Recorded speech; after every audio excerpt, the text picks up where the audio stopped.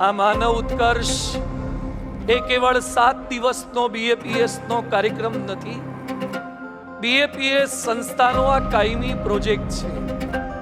પ્રત્યેક શાસ્ત્રોનો સાર એ માનવનો ઉત્કર્ષ છે. પ્રત્યેક સંતોના આશીર્વાદનો સાર એ માનવનો ઉત્કર્ષ છે. પ્રત્યેક પવિત્ર સ્થાનોનો હેતુ એ માનવનો ઉત્કર્ષ છે.